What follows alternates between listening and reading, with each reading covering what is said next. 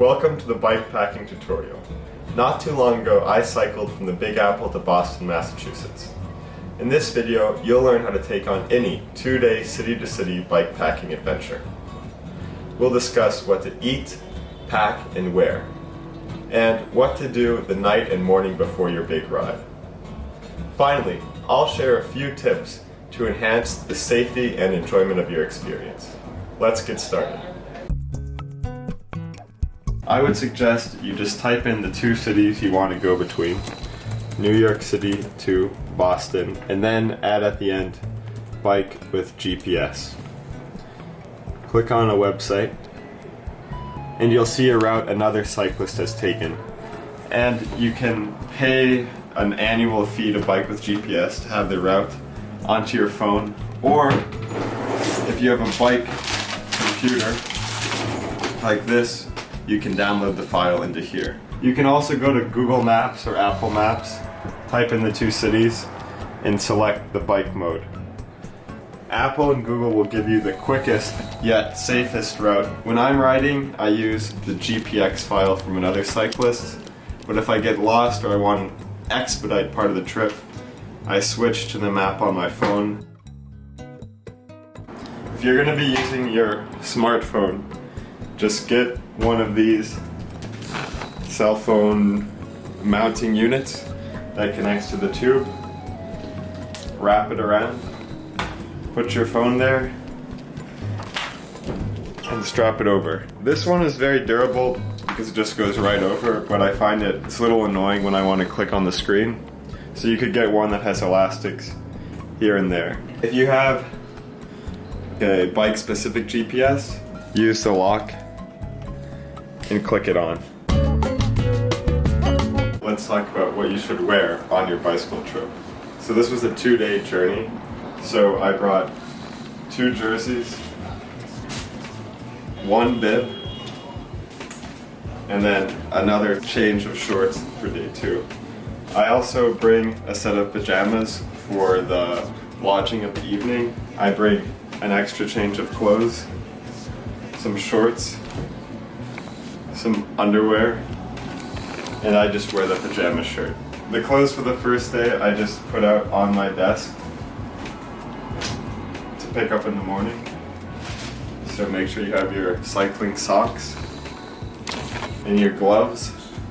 Sometimes you want it short, sometimes you want it long, depending on the weather. Where do I put all this? I recommend you get one of these long bags. I put my toothbrush, toothpaste, and dental floss inside of this bag. The heaviest things should go in the bottom. The last thing that you should pack in here is your jacket, because this is probably what you'll need the soonest. Just smash it in there. And then make sure to bring a trash bag so that you can put dirty clothes or anything else in here.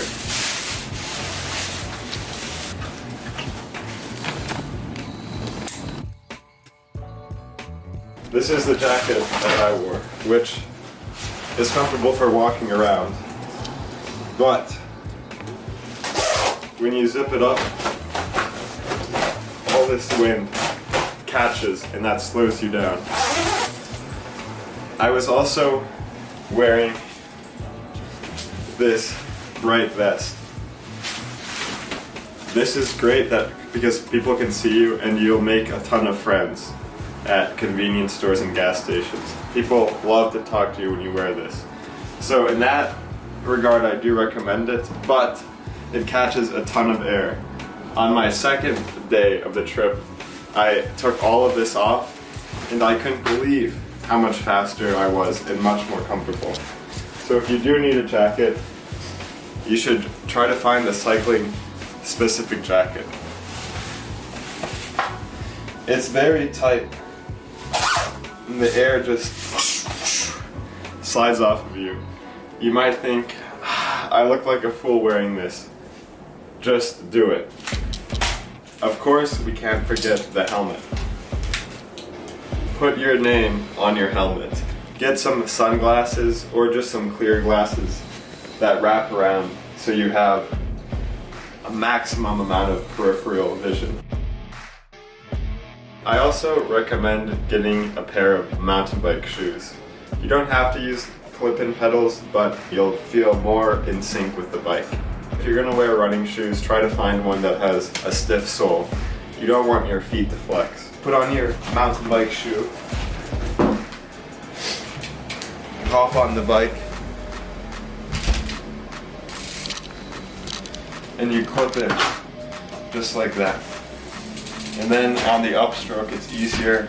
You're in the same position, and this shoe is very stiff, so it feels great. You could also get a road bike shoe, but I think you'll be happier with a mountain bike shoe. It's much easier to walk around in, clip is more durable. If you have to run away from someone, it's easier to do that. Another thing that you can get is you can get these Shimano SPD pedals that have the clip on one side and are flat on the other, so that if you're just doing a casual ride around your block, you can put your running shoe right on the flat pedal. This piece of luggage might be a little more controversial because air is going to be hitting this, slowing you down. But I think for a long journey where you're not necessarily trying to go as fast as possible, a bag right here is very convenient. I store my phone battery charger, its cable, my phone's cable, an extra cable to charge the battery charger, this block to charge my phone, and some tissues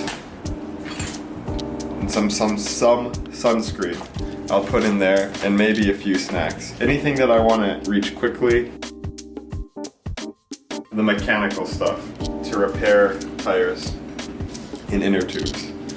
I have this bag here that I use to carry that stuff, but I would not recommend it because when I was pedaling on it, it would shift, and by the end of the day, my skin was all ripped up from it. So I would try to get one that is more taut, that doesn't slide around. Either one that goes under here or on top of there. And a minimum of what you should bring with you are 2 inner tubes, these levers to take off a tire, some CO2 cartridges, and you can't forget the valve that you need to inflate inner tube. If you forget this, it's game over. Then you could bring this thing that has a few Allen wrenches on it. But what I prefer to do, well, I bring both, but I just look around my bike. I see what Allen keys I need to adjust the basic things like the seat or the brakes, and I just bring it with me. This is way easier to operate than this. And when you're frustrated on the road, this is much nicer.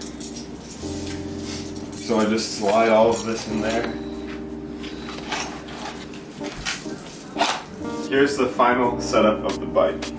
At the back, we have the clothing trunk storage unit. This, you need to get really tight. Make sure loops are sticking out. You don't want this wobbling at all. The first day of the trip, I didn't have this very tight and it was wagging like a dog tail, and that's gonna slow you down and bum you out. This, don't get one that's tighter up here. This in the front is nice and convenient. And then make sure you have a front light and a back light. Water bottle 1, water bottle 2. The first bottle will be the Gatorade. I put that in there, and then the rocket fuel so that I can just go forever and ever. For energy, I add some sugar. The next bottle, I put tomato juice in. The tomato juice contains a lot of salt. And when you first have it, If you have it too early into the ride, like mile 4, you're gonna think,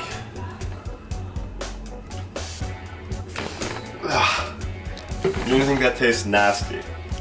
But trust me, on mile 50, you're gonna have this, and you're not gonna know that you needed it. And then it hits your mouth, and your body will bow down and thank you.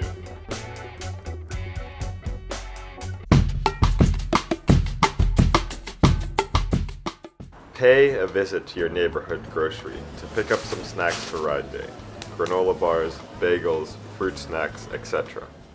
Depending on where your route takes you, it's possible that you won't need to pack a ton of food. Rather, you can buy food on the way to save valuable cargo space. Remember, bring ample cash and avoid credit card usage. Together, let's support small businesses and fight against the big banks and their usurious rates. Dinner the night before the big ride. You've got to carbo load.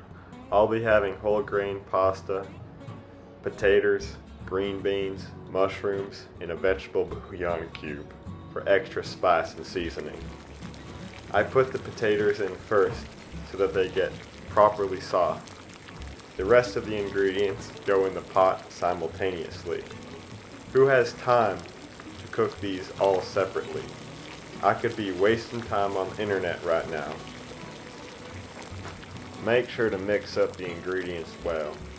Use a few spaghettis as a stirring rod to save you from having to clean a spatula. That's pretty good, just like Mama used to make them. Don't forget to charge your electronics after supper and before bedtime. Hit the hay early. The excitement for tomorrow's ride will keep you up.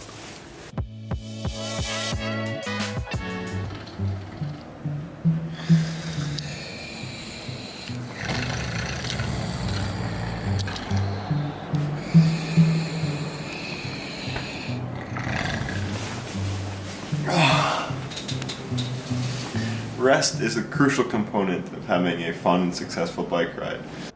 On the morning of the ride, I would have fruit, an entire bagel. Unfortunately, someone took a bite out of this one, and a cup of water or juice for breakfast. I find on these rides that if I eat at gas stations throughout the trip, I can almost pedal forever. As you progress through your cycling career and reach a certain level of fitness and comfort in the saddle, you'll become like a car. All you'll need is sleep and gasoline, and you can pedal for an eternity.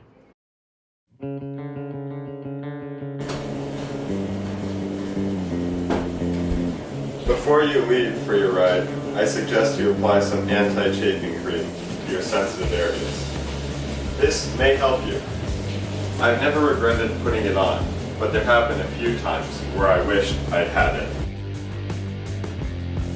Day 2 of the journey can be daunting, but if you prepared your butt offs by riding 2 days in a row in prior weekends, and you follow the tips in the video, you should be alright. But if you just can't make it on day 2, don't panic. At the end of the day, it's just a bike ride, no matter how short or how long. A word on safety. It's best to travel with a companion. But if you are going to travel alone, at least share your location with someone or show them the route. Once you return, you can stop sharing your location to protect your human rights and privacy. And that's what you need to know before your bicycle journey. Have fun, stay safe, and I hope to see you out on the road.